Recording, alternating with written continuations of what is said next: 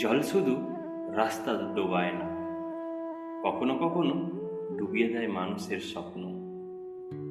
আজ পূর্ব ও পশ্চিম মেদিনীপুরের সেই বাস্তব ছবি আপনাদের দেখাবো। আপনারা এখন দেখছেন যে ট্রু মাইলস। আপনাদের সাথে আমি আছি অভিষেক। চলুন শুরু করা যাক।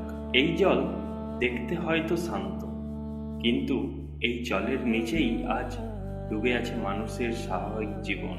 পূর্ব ও পশ্চিম মেদিনীপুরের বিভিন্ন এলাকায় বন্যার পরিস্থিতি যেন আবারও মনে করিয়ে দিচ্ছে প্রকৃতির শক্তির কাছে মানুষ কতটা অসহায়। একসময় যে রাস্তা দিয়ে প্রতিদিন চলত অসংখ্য মানুষ, আজ সেই রাস্তার চারপাশে শুধু জল আর জল। ব্রিজের নিচে নদী বা খালের জল ফুটে উঠেছে, আর সেই জল ধীরে ধীরে ঢুকে পড়ছে আশেপাশের নিচু এলাকাগুলোতে। সবচেয়ে বেশি সমস্যায় পড়েছেন সাধারণ মানুষ। কারো বাড়ির উঠোনের জলের নিচে, কোথাও ঘরের কাছে পর্যন্ত পৌঁছে গেছে জল, আবার কোথাও চাষের জমি পরিণত হয়ে গেছে এক বিশাল জলাশয়। এ জল শুধু মাটি ভেজায় না, এর সঙ্গে ভেসে যায় মানুষের পরিশ্রম, ফসল ও আয়, আর অনেক পরিবারের স্বাভাবিক জীবনও। যে মাঠে কয়েকদিন আগেও ছিল সবুজ ফসল, আজ সেখানে শুধু বন্যার জল। কৃষকের কাছে একটা ফসল মানে শুধু কিছু ধান বা সবজি নয়, তার সঙ্গে জড়িয়ে থাকে একটা পরিবারের স্বপ্ন, সারা বছরের পরিশ্রম আর আগামী দিনের আশা। তবুও এই কঠিন পরিস্থিতির মধ্যেও মানুষ থেমে নেই।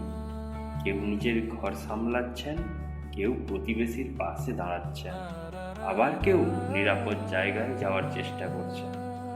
বিপদের সময় মানুষের এই একে অপরের পাশে দাঁড়িয়ে যাওয়াটাই হয়তো আমাদের সবচেয়ে বড় শক্তি। বন্যা আমাদের অনেক কিছু কেড়ে নিতে পারে, কিন্তু মানুষের সাহস আর একে অপরের পাশে থাকার মানসিকতা, সে কখনো কেড়ে নিতে পারে না। আশা করি খুব দ্রুত পরিস্থিতি স্বাভাবিক হবে, জল নামবে, আবার ফিরবে এই পরিচিত রাস্তা, সবুজ মাঠ আর স্বাভাবিক জীবন। এই ছিল পূর্ব ও পশ্চিম মেদিনীপুরের বন্যা পরিস্থিতির কিছু বাস্তব ছবি। আপনার এলাকার পরিস্থিতি কেমন, কমেন্টে অবশ্যই জানাবেন। ভিডিওটি ভালো লাগলে লাইক করুন, আপনার পরিচিতদের সঙ্গে শেয়ার করুন, আর এমন বাস্তব ছবি ও মানুষের গল্প দেখতে এবং বাইক রাইডিং কিছু ভিডিও দেখতে যে ট্রু মাইলসের সঙ্গে জুড়ে থাকুন। আমরা আবারও দেখা করব আরও নতুন একটি গল্প নিয়ে। ততক্ষণ পর্যন্ত সাবধানে থাকুন, নিরাপদে থাকুন। যে ট্রু মাইলস, সত্যিকারের পথ, সত্যিকারের গল্প।